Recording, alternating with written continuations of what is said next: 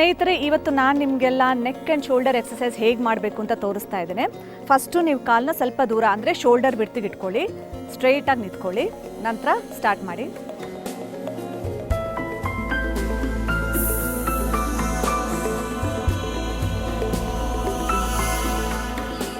ನಂತರ side wise 10 count ಮಾಡ್ಬೋದು.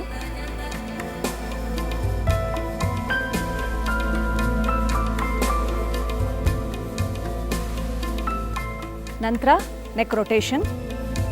ಈ ರೊಟೇಷನ್ ಮಾಡಿದಾಗ ಆದಷ್ಟು ನಿಮ್ಮ ಕಣ್ಣ ತೆರೆದುಕೊಂಡೇ ಮಾಡಬೇಕು, ಇಲ್ಲಾಂದರೆ ಗಿಡ್ಡಿನೆಸ್ ಬಂದ್ಬಿಡುತ್ತೆ.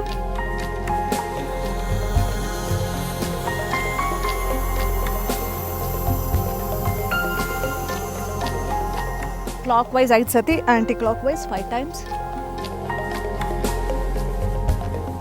ನಂತರ ಶೋಲ್ಡರ್ ಎಕ್ಸಸೈಸ್ ವಿತ್ ವೇಟ್ಸ್ ಮಾಡ್ತಾ ಇದ್ದೀನಿ. ಇದು 1 kg ಡಂಬಲ್ಸಲ್ಲಿ. ಈ ಡಂಬಲ್ಸ್ ಇಲ್ಲದೆ ಇರೋಂಥವ್ರು ನೀರು ಬಾಟ್ಲಲ್ಲಿ ಸಹ ಇಟ್ಕೊಂಡು ನೀರು ತುಂಬಿಸ್ಕೊಂಡು ಮಾಡ್ಬೋದು. ಇವಾಗ ಫಸ್ಟು ಸ್ಟ್ರಕ್ಸ್ ಮಾಡೋಣ. ಎಲ್ಲ 5 ಕೌಂಟ್. ಸೈಡ್ ಸ್ಟ್ರಕ್ಸ್.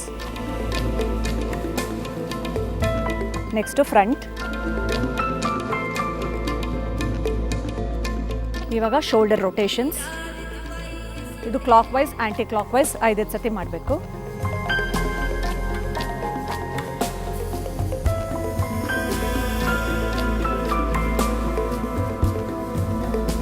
ನಂತರ ಶೋಲ್ಡರ್ ಎಕ್ಸಸೈಸ್.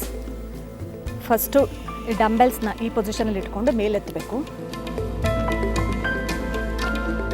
ವಿತ್ ವೇಟ್ಸ್ ಮಾಡೋದ್ರಿಂದ ಬಾಡಿ ಇನ್ನೂ ಚೆನ್ನಾಗಿ ಟೋನ್ ಆಗುತ್ತೆ. ಅಟ್ಲೀಸ್ಟ್ 10 ಕೌಂಟ್ಸ್ ಆದರೂ ಮಾಡಲೇಬೇಕು. Next opening.